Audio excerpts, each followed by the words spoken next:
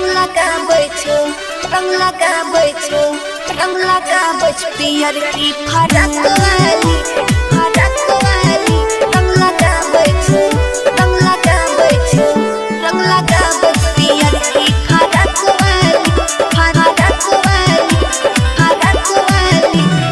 केहू लेके घूमै छै रंग वाला लगे केहू पीछा पड़ल छै लइके गुलाल गे केहू लेके घूमै छै रंग वाला लगे केहू पीछा पड़ल छै लइके गुलाल सब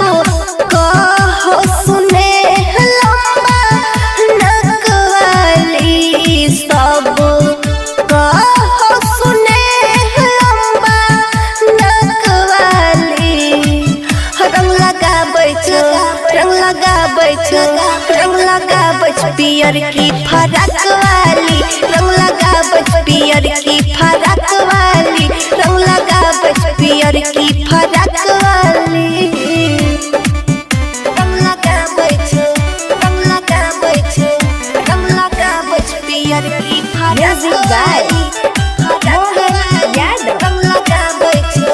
रंग लगाबै छौ रंग लगाबै छौ पियर की फरक वाली रंग लगाबै छौ पियर की फरक वाली सबके हाथ में छौ लंबा लंबा पिचकारी कोई पीछा से छेड़ो कोई आबो अगारी रंग लगाबै छौ पियर की फरक सबके हाथ में छौ लंबा लंबा पिचकारी कोई पीछा से छेड़ो कोई आबो अगर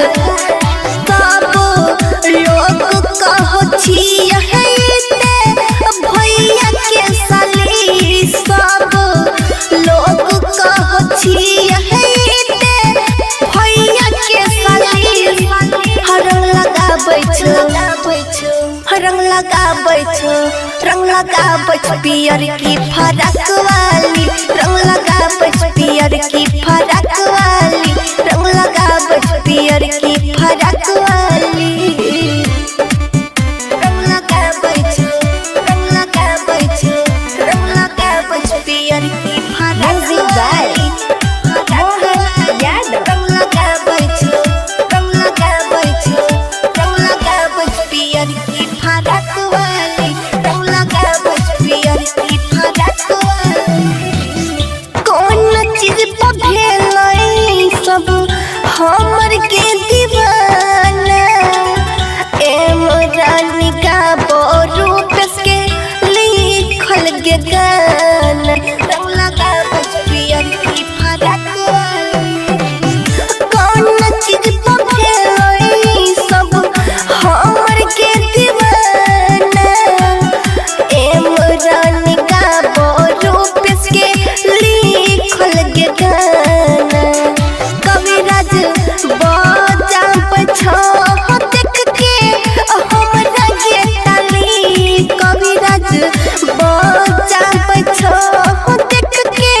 हमरा गे ताली रंग लगाबै छौ